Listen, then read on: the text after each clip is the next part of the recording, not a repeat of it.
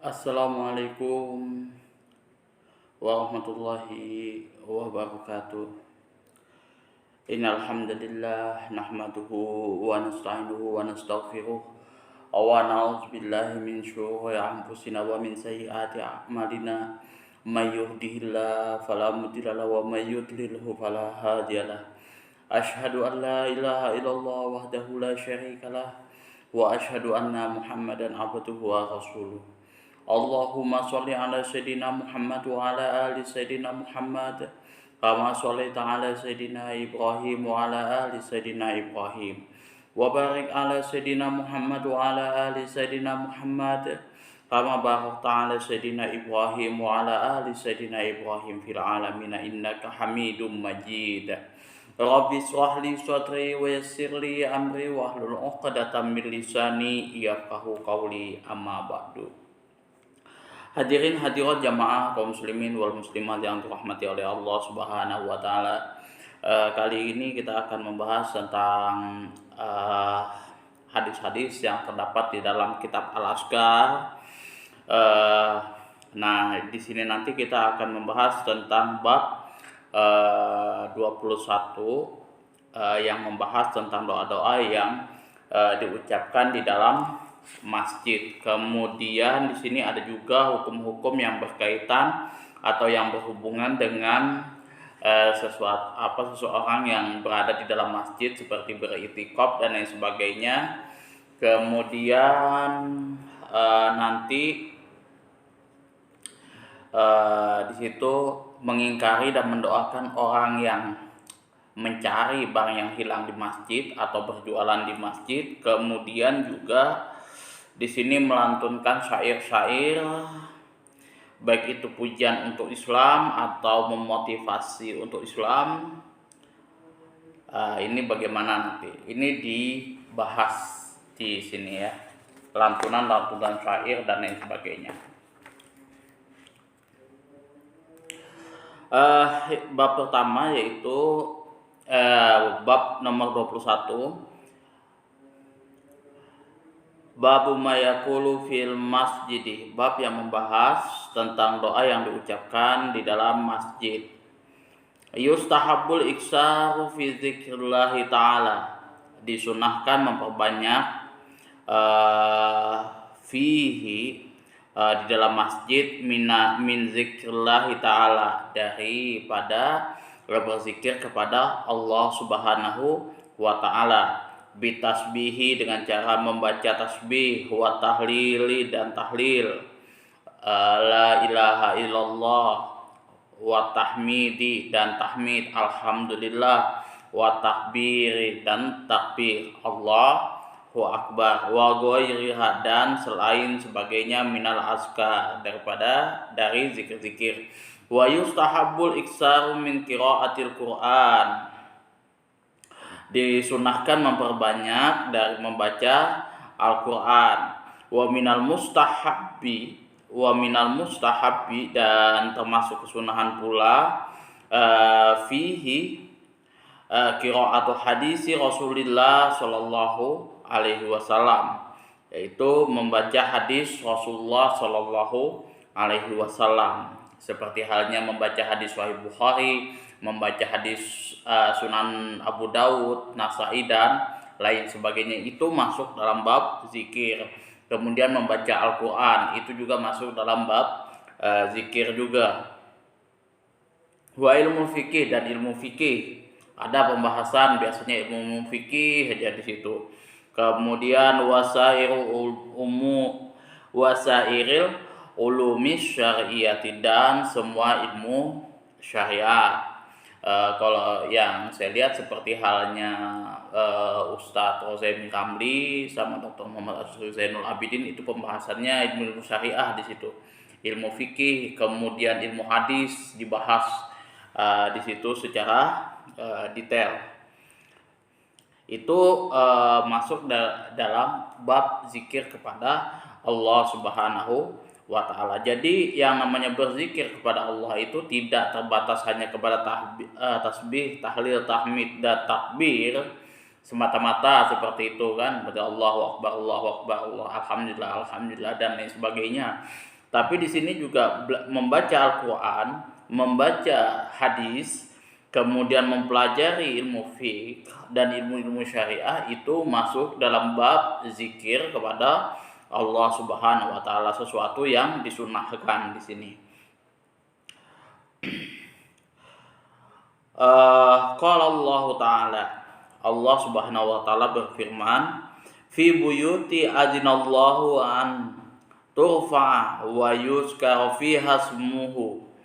Di dalam masjid-masjid tersebut Allah perintahkan an turfa, untuk mengeraskan wa yuzkara, dan menyebutkan fiha, di dalam masjid tersebut, di dalam rumah-rumah Allah tersebut, ismuhu, nama Allah Subhanahu wa taala, yusabbihu lahu, dan memuliakan nama Allah Subhanahu wa taala fiha, di dalam masjid-masjid Allah tersebut, fil hudui wal asali, pada pagi hari dan petang. Ini al-ayah. Wa qala ta'ala, dan Allah Subhanahu wa taala berfirman, may yu'azzim sya'airallah, barang siapa yang mengagungkan syiar-syiar Allah, fa innaha, maka sesungguhnya orang tersebut min taqwal qulub, sesungguhnya orang tersebut termasuk yang timbul ketakwaan di dalam hatinya. Wa qala ta'ala, dan Allah Subhanahu wa taala berfirman, wa may yu'azzim hurmatillahi fahuwa khairul lahu inda rabbih. Wa may yu'azzim, dan barang siapa yang mengagungkan hurmatillah, apa-apa yang terhormat di sisi Allah, fahuwa, maka orang tersebut khairul lahu, maka hal tersebut lebih baik baginya, inda rabbih, di sisi Tuhannya. Nah, kemudian kita akan memasuki hadis-hadis yang berkaitan dengan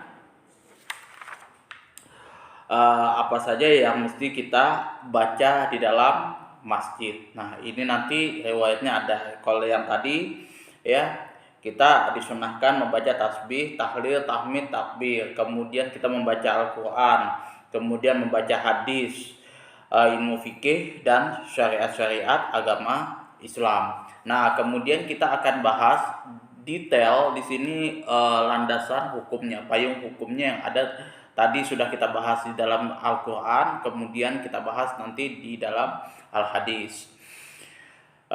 Hadis nomor 92, yang mana di sini warawaina an Buraidah radhiyallahu anhu. Di sini kami telah meriwayatkan dari Buraidah radhiyallahu anhu, semoga Allah meridhoinya, qala, telah berkata, qala Nabi sallallahu alaihi wasallam, telah bersabda Rasulullah sallallahu alaihi wasallam, innama nubiyatil masajidu lima nubiyat lahu, rawahu Muslim fi sahihihi. Innama, sesungguhnya, innama buniyatil masajidu, sesungguhnya masjid-masjid itu dibangun lima, buniyat lahu, sesuai dengan apa yang tujuan daripada pembangunannya. Hadis ini diriwayatkan oleh Imam Muslim di dalam kitab sahihnya. Hadisnya sahih itu kalau teman-teman mau cek itu di dalam kitab Al-Masajid nomor 79, halaman 79 sampai 81. Juga terdapat di dalam Musnad Imam Ahmad itu juz 2 halaman 349 sampai 420. Ibnu Majah Al-Masajid juz 2. Nanti teman-teman bisa cek di situ. Tapi di sini hadisnya sahih. Jadi yang namanya masjid-masjid itu dibangun memang Tujuannya adalah untuk berzikir kepada Allah sesuai dengan fungsinya. Tidak boleh yang namanya masjid itu nanti di luar daripada konteks-konteks yang lain yang istilahnya bertabrakan dengan syariah agama Islam. Bisa jadi di situ untuk peperangan, untuk menegakkan menjaga agama Allah di situ. Itu bisa di situ dilakukan. Tapi kalau sudah yang berurusan dengan duniawi, nah itu nanti ada hukumnya tersendiri. Wa an Anas radhiyallahu anhu anna Rasulullah sallallahu alaihi wasallam, dari Anas radhiyallahu anhu, semoga Allah meridhoinya, anna Rasulullah, sesungguhnya Rasulullah sallallahu alaihi wasallam qala, telah berkata, qala li a'rabil ladzi bala fil masjidi, telah menegur Rasulullah sallallahu alaihi wasallam itu telah menegur li a'rabi, seorang Arab Badui. Kalau li a'rabi di sini artinya adalah Arab Badui. Allazi bala fil masjidi, yang kencing di dalam masjid.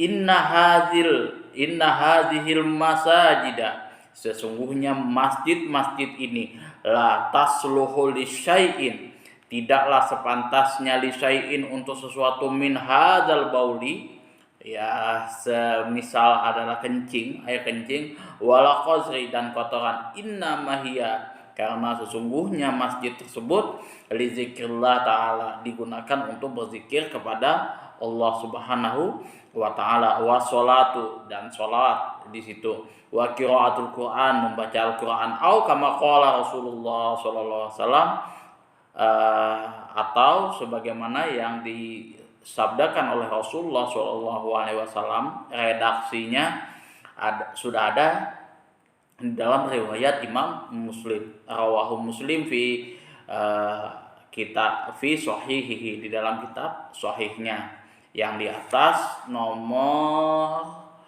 92.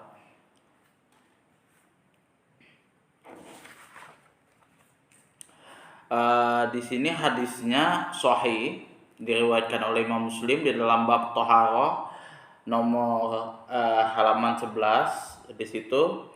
Cuman di sini saya tidak menemukan riwayat dengan redaksi seperti ini dari pengarang Kutubus Sittah selain Imam Muslim. Jadi yang ada seperti ini adalah cuman Imam Muslim di dalam Kutubus Sittah. Kemudian fasal fi bayani ahkami, yang menjelaskan tentang hukum-hukum tata'allaqu bil jalisi, bagi yang berhubungan dengan orang yang duduk-duduk, fil masjidi, di masjid, wad dakhili ilaiha, dan masuk ke dalam masjid tersebut. Wa yanbaghi lil jalisi, sebaiknya bagi orang yang duduk-duduk fil masjidi, di dalam masjid, ayyan wal i'tikafa, untuk berniat i'tikaf di sini. Fa innahu yasihu indana, karena menurut pendapat kami, yasihu itu adalah sah, walau yamkus ila lahzatan, meskipun seseorang tersebut hanya berdiam diri sebentar. Bal qala ba'du ashabina, akan tetapi di sini sebagian kawan-kawan kami berpendapat yasihul i'tikaf, masih sah seseorang tersebut bi'tikaf, melakukan i'tikaf, man dakhalal masjidah, bagi orang yang masuk ke masjid, mawon, cuman sebatas lewat, walam yamkus, dan tidak diam di masjid, ya duduk-duduk seperti itulah. Fayam bagi lil marin aidon ayyan wiyal i'tikaf, dan sebaiknya bagi orang yang cuman sebatas lewat, numpang lewat tersebut, bagi orang yang lewat itu juga, ayyan wiya, hendaklah berniat al i'tikaf, niat i'tikaf.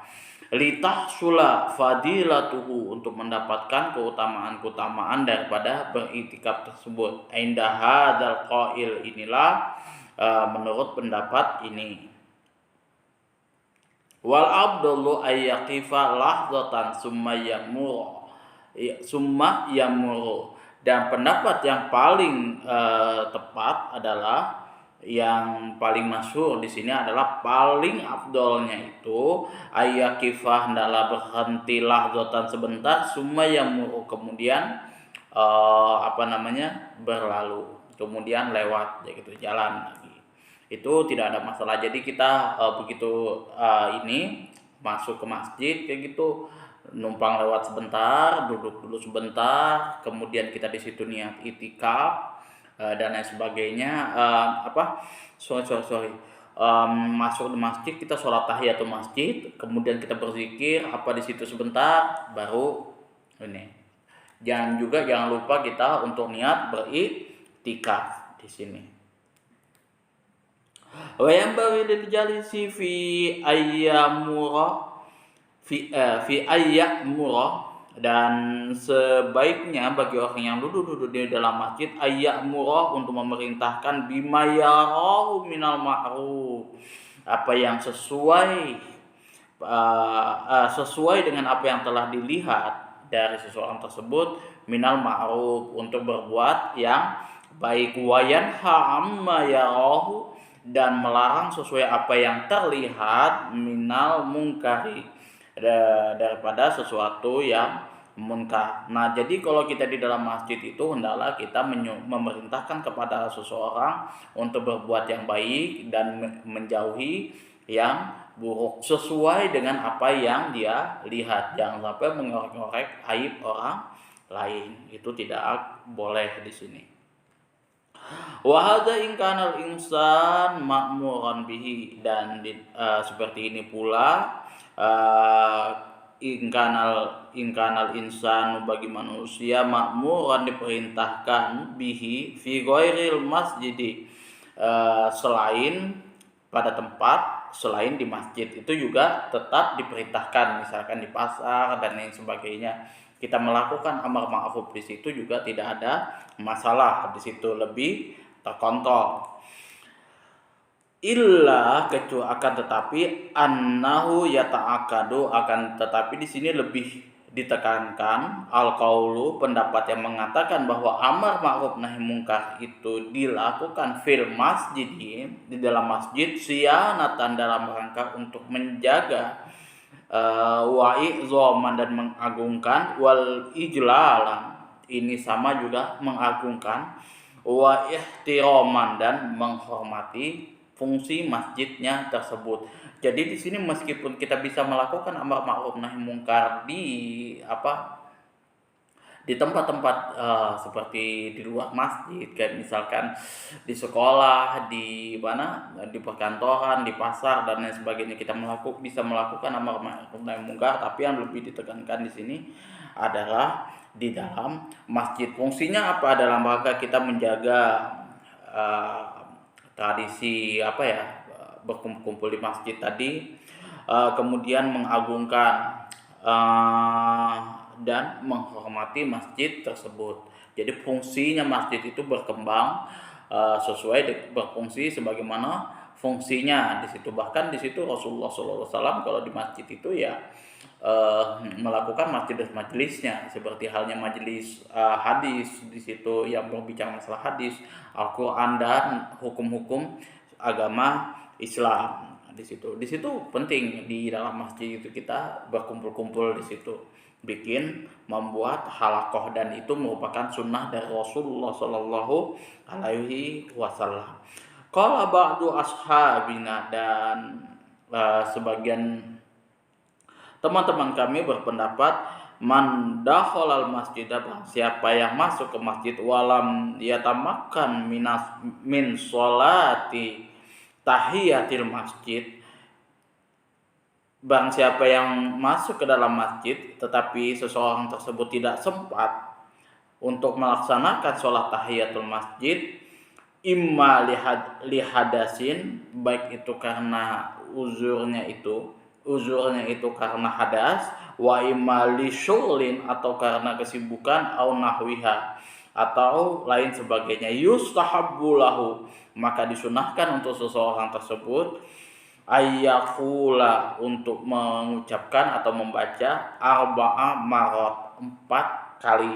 Kalau misalkan seseorang tersebut tidak masuk ke dalam masjid, tidak sempat melaksanakan sholat tahiyatul masjid, maka sebagai gantinya di sini adalah membaca 4 kali, yaitu subhanallah 4 kali, walhamdulillah 4 kali, wala ilaha illallah 4 kali, wallahu akbar itu juga 4 kali. Faqad qala ba'du salaf, dan ini menurut perkara ini telah diungkapkan oleh sebagian ulama salaf, wa hadza la ba'sa bih, dan ini tidak ada masalah untuk diamalkan.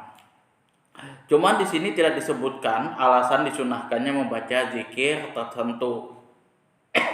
Jadi alasan zikir tertentu itu maksudnya subhanallah walhamdulillah wala ilaha illallah wala ilaha illallah wallahu akbar di sini. Tidak dijelaskan apa fungsinya. Kemudian di sini juga padahal ini merupakan hukum syar'i yang harus mempunyai dalil Al-Qur'an dan hadis. Jadi kita kan tidak sempat nih membaca melakukan sholat tahiyatul masjid. Nah, kemudian sebagai gantinya kita membaca 4 kali di sini. 4 kali subhanallah walhamdulillah wala ilaha illallah wallahu akbar di sini kan. Nah, cuman di sini tadi yaitu tidak ada landasannya.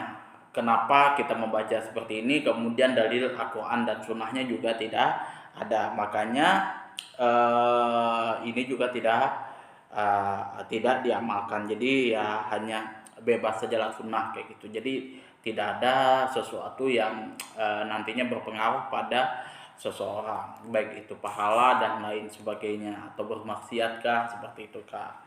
Jadi ya murni bebas saja sih kalau untuk hal ini loh ya. Jadi kalau misalnya sempat melakukan sholat tahiyatul masjid, ya lakukan sholat tahiyatul masjid. Kalau tidak sempat, ya karena ada kesibukan, ya sudah, itu tidak ada hal-hal yang mesti harus dilakukan di sini. Walaupun kita subhanallah walhamdulillah wala ilaha membaca itu 4 kali, itu juga tidak ada landasannya. Cuman kalau misalkan teman-teman melakukan itu, ya lakukan saja.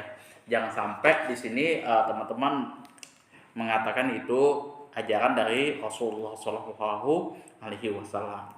Dalilnya harus ada di sini.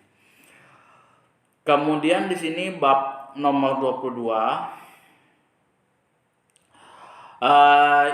Bab ingkaru, bab yang membahas tentang ingkarihi, mengingkari, wa du'aihi, dan mendoakan, alaman, atas orang yang syudu dolatan, yang mencari barang-barang yang hilang, fil masjid, di dalam masjid, au yabi'u fihi, atau melakukan jual beli di dalam masjid. Nah, ini kita bahas. Kalau misalkan ada orang yang mencari sesuatu yang hilang, kayak dompetnya, apanya segala macam, kemudian di sini berjual beli di sini kan. Nah, ini dibahas di sini.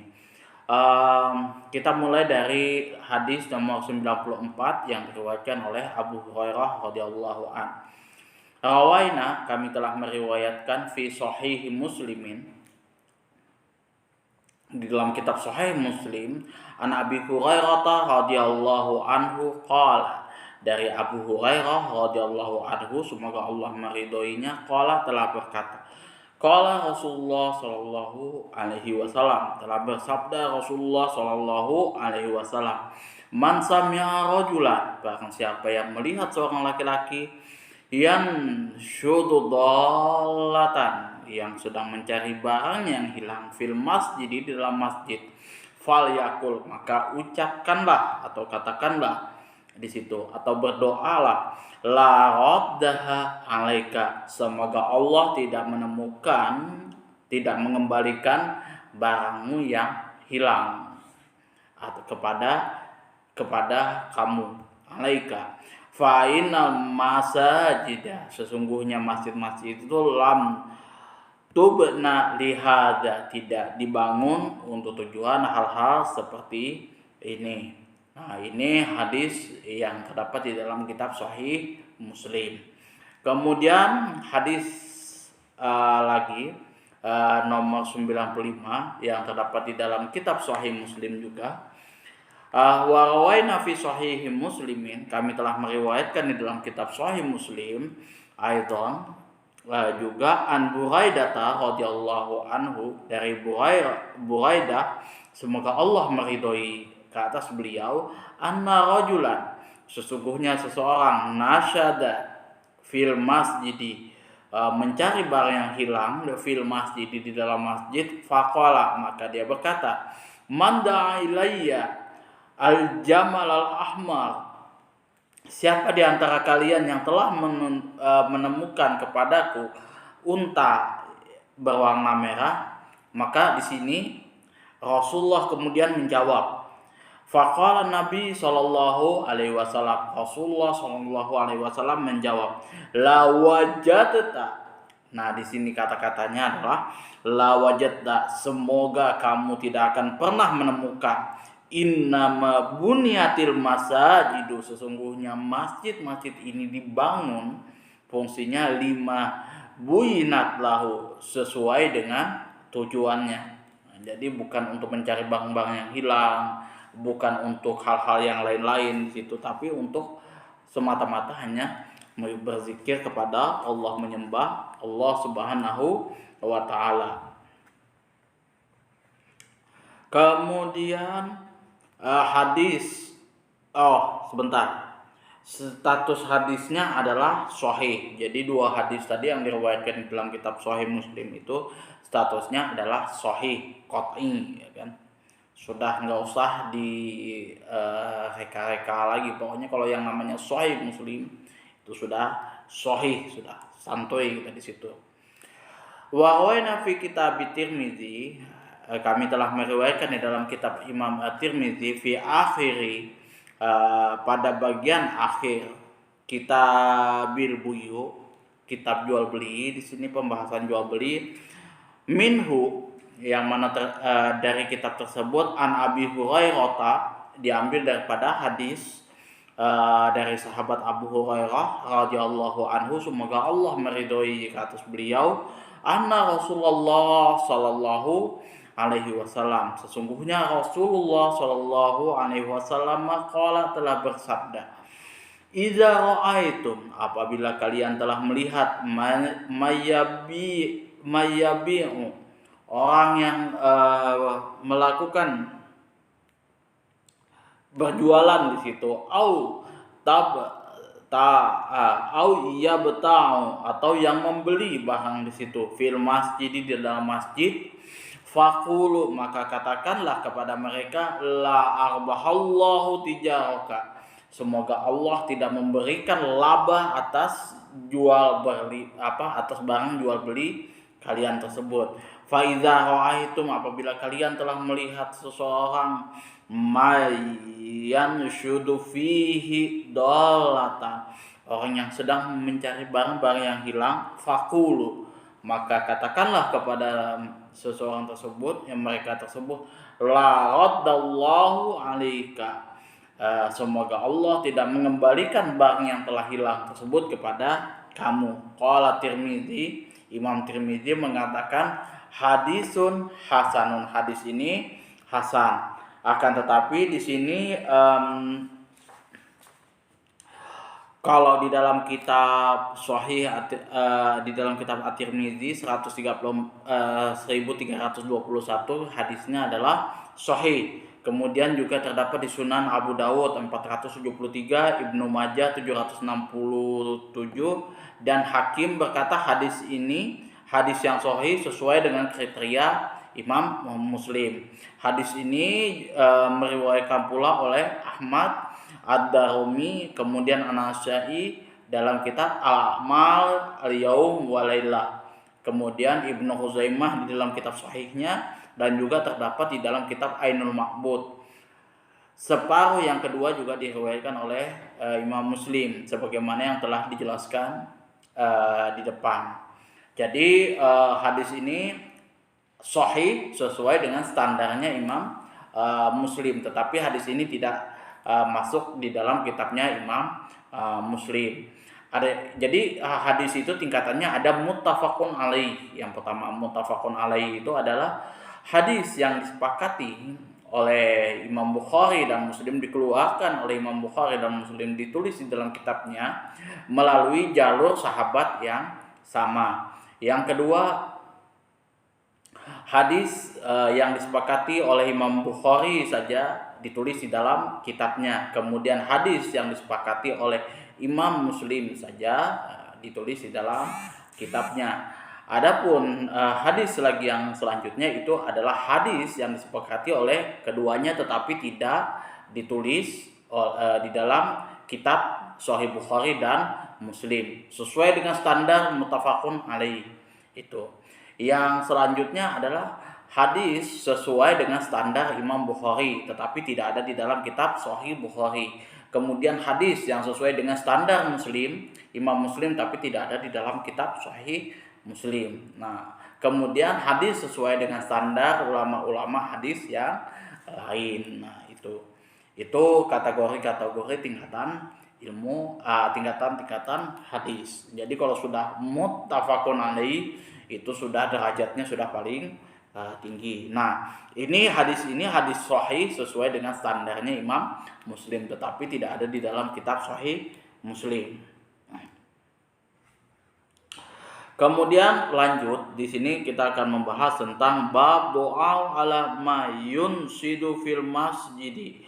Bab yang menjelaskan tentang doa atas orang yang melantunkan fil masjid, di dalam masjid, syi'ra, yaitu syair, laisa fihi madhun lil Islam, yang mana pada lantunan syair tersebut tidak ada pujian untuk Islam, wala tazhid, yang mana tidak ada motivasi juga yang terdapat di dalam lantunan syair tersebut, wala hasu adal makarimil akhlak, dan juga tidak ada di sini kontennya itu untuk mendidik kepada akhlak yang mulia, wa nahwi dzalik, dan lain sebagainya di sini.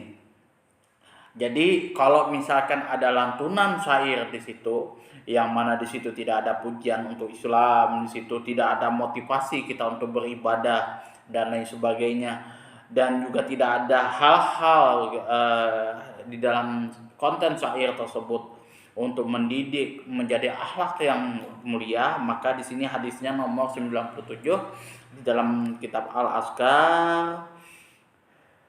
Di sini dijelaskan ya. Rawaina fi kitab Ibnu Sinni, kami telah meriwayatkan di dalam kitab Ibnu Sinni, an Syauban, dari Syauban radhiyallahu anhu, semoga Allah meridhoinya, qala, telah berkata, qala, telah bersabda Rasulullah sallallahu alaihi wasallam, man, barang siapa, ra'aitumuhu, yang melihat seseorang tersebut, yunshidu syi'ra fil masjidi, mendendangkan, melantunkan syair fil masjid, di dalam masjid, faqalu, maka katakanlah kepada seseorang yang melantunkan syair tersebut, faddallahu faka, semoga Allah merobek mulutmu, salasa marot, 3 kali. Di sini hadisnya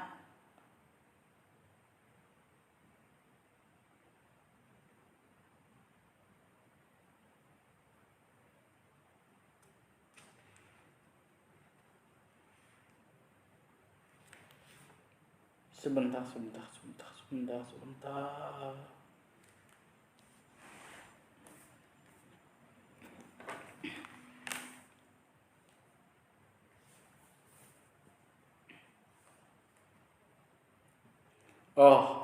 Hadisnya dhaif, sorry, lupa saya. Hadisnya dhaif, hadis riwayat Ibnu Sinni dalam A'mal Yaum wa Lailah 153, karena terdapat Ubad bin Kasir yang dhaif.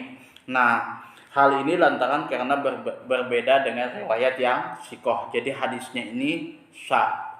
Ya. Jadi kalau perawi makbul bertentangan dengan perawi yang sikoh, yang lebih sikoh, maka hadisnya menjadi syad. Jadi di sini dhaif. Jadi di sini dalam kategori syad.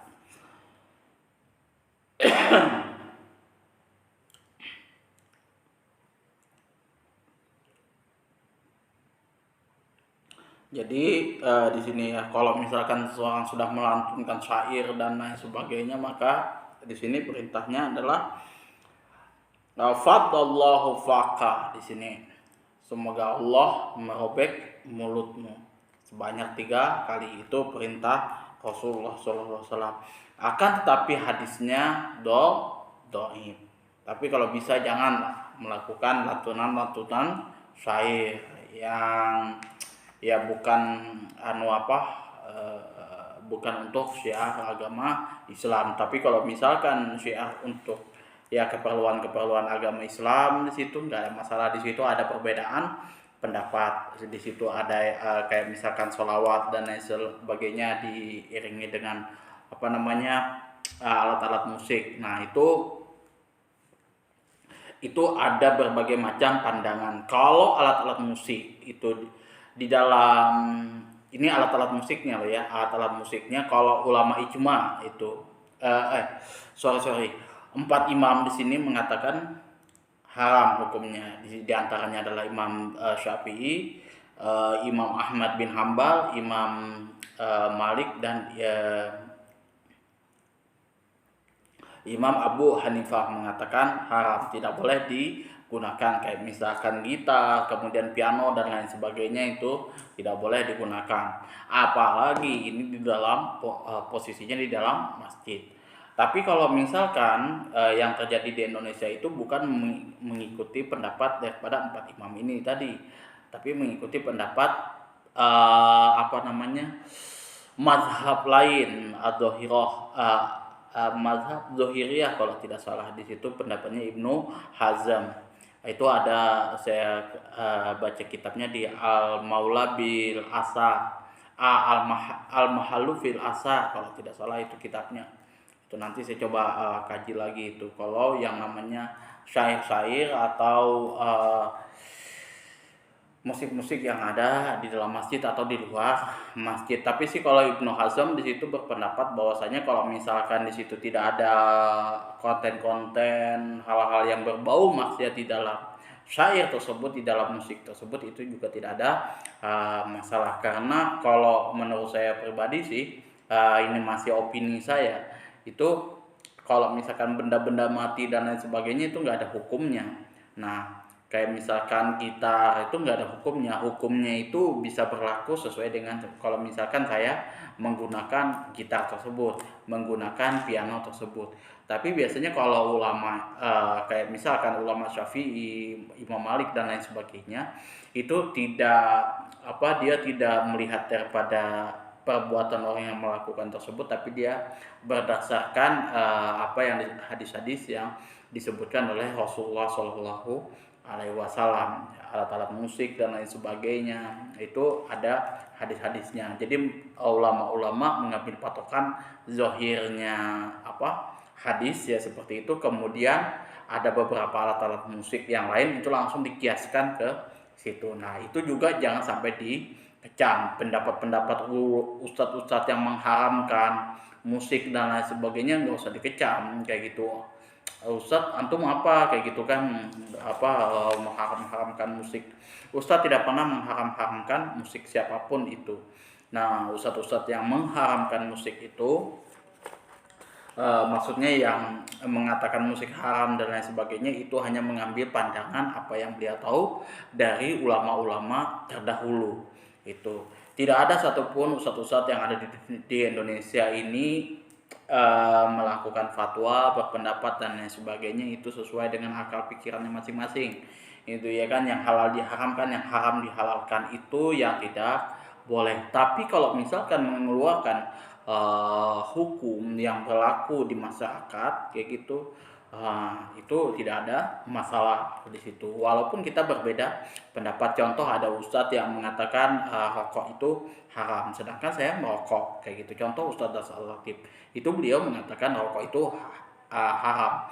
Saya tidak bertentangan sama Ustadz Das Al-Latif karena Syekh Al-Qurtubi juga mengatakan hal seperti itu. Kalau kita cek lagi ulama-ulama di atasnya bisa jadi seperti itu. Kalau kita membantai Ustadz Das Latifnya seperti itu, kita sudah menghina ulama-ulama yang menjadi landasan beliau. Nah, kalau misalkan kita berbeda pandangan dengan Ustadz, itu kalau bisa dicek lagi itu dasar pemikirannya seperti apa, kemudian kita preferensinya seperti apa. Jangan kita langsung hantam seorang tersebut, Wahabi ke apa segala macam, Syiah. Jangan. Seperti halnya yang berlaku kepada Ustadz siapa namanya Khalid Basalamah. Ustadz Khalid Basalamah saya tidak banyak yang tidak sependapat dengan beliau. Itu dah misalkan dalam hal misalkan tauhid. Nah, tauhid saya kan apa namanya? Asy'ari Maturidi. Itu saya punya kitab 3 itu, kitab Husun, Kifayatul Awam, sama Al-Lubab. Al-Lubab ini, kitab Al-Lubab ini penting kalau teman-teman kaji, sampean baca. Itu al-um untuk mazhabnya Asy'ari Maturidi seperti itu. Nah, berbeda dengan pemahaman tauhidnya Ustadz siapa Khalid Basalamah. Ustadz Khalid Basalamah, kalau yang saya lihat sepanjang yang saya dengar dari ceramah beliau adalah Tohawiyah di situ. Jadi Tohawiyah itu ciri khasnya itu ada 3 serangkai di situ. Ada yang namanya uluhiyah, rububiyah, dan asma wa sifat. Kalau misalkan teman-teman mau mencela daripada ini, tolong jangan sampai itu. Jadi kalau teman-teman ada yang mengikuti kajian ini mengatakan bahwa yang namanya tauhid 3 serangkai itu sesat dan lain sebagainya, tolong jangan katakan seperti itu. Kalau misalkan teman-teman ada yang mengatakan seperti itu, kita bisa diskusikan, kita bisa berdebat di situ. Itu kalau misalkan ada saya yang menghadapi teman-teman semuanya. Itu makanya intinya sih kita apa ya? Banyak-banyak belajar lah lagi. Saya tuh banyak-banyak membaca lagi berbagai macam referensi itu ya. Karena jujur aja, referensi yang saya pelajari, yang saya kuasai itu masih sedikit ya, enggak ada apa-apanya dengan beberapa ustadz-ustadz antum. Kayak misalkan Ustadz Adi Hidayat yang kemarin sempat bersinggungan dengan Eko Kuntadi ya, seperti itu. Dan beberapa orang yang lainnya itu sudah apa ya, yang terjadi kemarin itu memang ya sudah resiko beliau lah itu. Jadi kalau misalkan beliau melakukan proses hukum itu lebih bagus. Saya senang juga sih, lega sudah mendengar seperti itu. Jadi beliau melakukan proses hukum dan itu memang kalau misalkan tohpun itu memang melanggar ada tindak pidananya di situ, maka dilakukan sesuai dengan proses hukum. Dan apa ya, kalau ustadz-ustadz ahli hadis ini memang sudah rata-rata memang incaran orang untuk ya pokoknya sudah lah itu kan, disesatkan, sudah dibilang apa subhat dan lain sebagainya. Itu resiko-resiko ustadz ahli hadis, sudah Wahabi ke apa segala macam itu sudah pasti itu. Padahal beliau juga tinggal nggak ada Wahabi kayak gitu kan, gitu kan. Kalau misalkan orang ada yang mau belajar ilmu hadis itu kan, nah itu kemudian ngomong sama orang, ditanya sama orang kan, mau belajar di mana nanti di Mesir, mau jadi mau belajar ulumul hadis kayak gitu.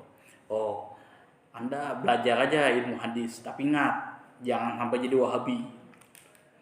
Wah, ini yang susah ini kan, belajar ilmu hadis jangan sampai jadi Wahabi itu seperti apa konteksnya kayak gitu. Sedangkan kalau yang namanya ustadz yang belajar ilmu hadis itu sudah yang namanya hadis palsu itu sudah otomatis beliau kalau mendengar orang yang membacakan ilmu hadis hadis palsu itu sudah langsung diperingasnya, itu sudah pasti diperanginya. Kayak misalkan saya kayak gitu kan jadi ustadz baca hadis palsu, itu otomatis sudah musuh yang saya hadapi adalah ustadz-ustadz ahli hadis. Nah kemudian bab-bab bid'ah ini itu juga terlalu kreatif terhadap syariat agama Islam, itu musuh mereka juga. Jadi itu yang bisa saya sampaikan. Mudah-mudahan apapun yang terjadi di Indonesia sekarang bisa cepat selesai, ya kan. Ada pandemi, kemudian juga yang terjadi di Palestina, kemudian yang baru-baru ini yang lagi rame di Kudus juga mudah-mudahan cepat selesai, ya. Kemudian masalah Ustadz Adi Hidayat, Ustadz Khalid Basalamah, semoga juga nggak ada masalah, ya. Semua bisa clear, lancar, tidak ada persekusi, tidak ada yang dizolimi, tidak ada yang menzolimi. Itu semua yang berlaku untuk kita semua, dan juga untuk teman-teman yang penikmat daripada konten-konten beliau, ceramah-ceramah beliau, usahakan jangan sampai melakukan provokasi dan lain sebagainya di situ, jangan sampai. Itu saja yang dapat saya sampaikan. Wabillahi taufiq wal hidayah. Assalamualaikum warahmatullahi wabarakatuh.